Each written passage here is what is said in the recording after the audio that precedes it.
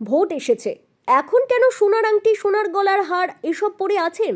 এক ব্যবসায়ীকে রাস্তায় আটকে এমনই প্রশ্ন করেন কয়েকজন, যারা নিজেদের মিলিটারি কর্মী বলে দাবি করেন। তবে এসবের সমস্ত কিছুই ভাওতা, আর সেই ভাওতার জালে পড়ে প্রায় 6 লক্ষ টাকার সোনার অলংকার খোয়ালেন বোলপুরের এক ব্যবসায়ী।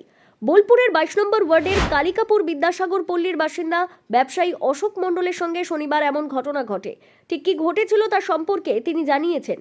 11:30টার সময় তিনি বাড়ি থেকে বেরিয়ে নেতাজি রোড দিয়ে যাচ্ছিলেন। এমন সময় হঠাৎ দুটি বাইকে করে 4 জন ব্যক্তি আসেন এবং তাকে ঘিরে ধরেন।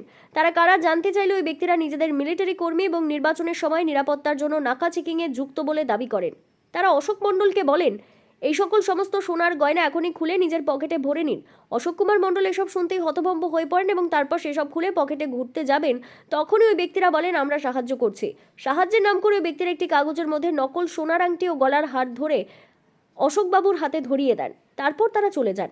এরপর ওই ব্যক্তিরা চলে যাওয়ার পর অশোকবাবু দেখতে পান তাকে কাগজে মুড়ে যা দেওয়া হয়েছিল সেই সব নকল সোনার আংটি ও গলার হার। ভোটের আবহে নাকা চেকিংয়ের নাম করে দিনে দুপুরে এমন প্রতারণার ঘটনায় স্বাভাবিকভাবেই আতঙ্ক ছড়িয়েছে। তিনি বোলপুর থানায় লিখিত অভিযোগ দায়ের করেছেন। যদিও এই ঘটনায় এখনো পর্যন্ত কাউকে আটক বা গ্রেপ্তার করা সম্ভব হয়নি। জানা যাচ্ছে এরকম একটি চক্র এখনো বিভিন্ন জায়গায় ঘুরছে। আমার ওরা এলো, এসে সব পুলিশের দেশের মতো সব আই কার্ড নিয়ে বুকে দিয়ে এসে বলছে আমরা সামনে ভোট চেকিংয়ে বেরিয়েছি, এখন দিনকাল অবস্থা খারাপ, আপনি হাতে কেন সোনা আংটিগুলো পরে আছেন, খুলুন, নাহলে আপনার নামে কেস করে দেবো। দিয়ে আংটিগুলোটা খোলা করালো, ওরা এই কাগজটা দিল, বলে এই কাগজে রাখুন, বলে গলার হারটা খুলুন।